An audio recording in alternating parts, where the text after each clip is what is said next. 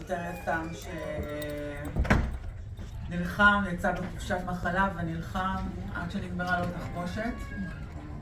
לצערנו ב-30 לינואר קיבלנו הודעה שהוא ככל הנראה לא בחיים.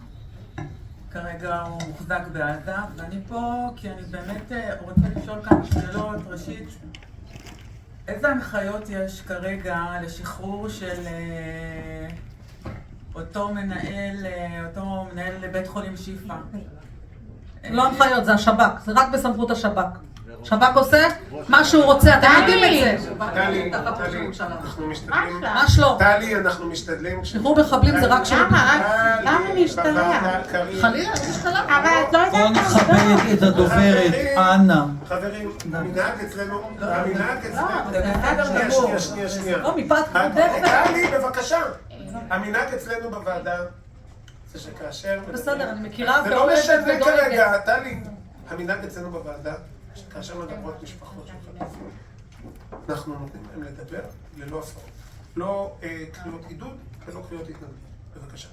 טלי חברה טובה, אני חושבת שבעצם אני רוצה לדעת, אני באמת רוצה לדעת איך השב"כ עושה את זה, אם זה באמת מי שמחליט. ואני רוצה להבין למה הבן שלי נמצא שם. הוא הגיע לבית חולים שיפה, רכוב על אופנוע.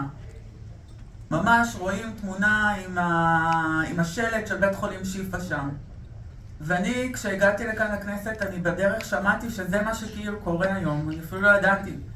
ואני רוצה להגיד לכם שזה כל כך הזוי ונורא מבחינתי, ואני חושבת שדווקא פה אני רוצה לקבל תשובות מי זה האחראי, גם אם זה השב"כ וגם אם זה מישהו אחר, מי האחראי שאנחנו נוכל לשבת לדבר מולו. כי כרגע לפי מה שאני הבנתי, אין שום, אף גוף לא לוקח אחריות. אז מה קורה? אנחנו בובות פה, אני לא מבינה. אני באמת רוצה לדעת תשובות.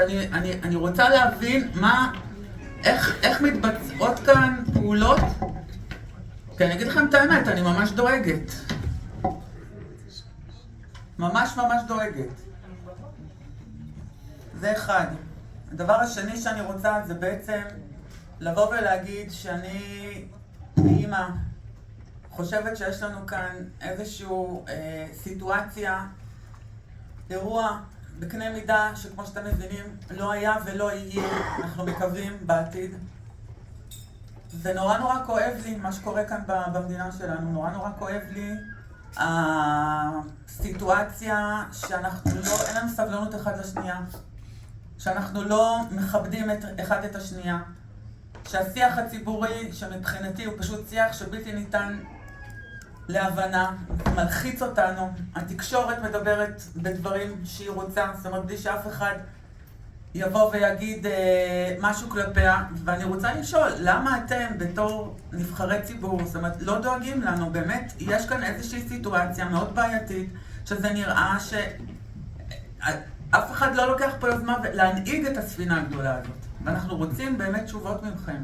אנחנו סומכים על חיילי צה"ל ואנחנו רוצים להגיד תודה על כל המבצעים שעושים בתקופה האחרונה, אבל אנחנו נמצאים בבית ואנחנו חווים חוויות פשוט מזעזעות, במיוחד מה שקרה היום בבוקר.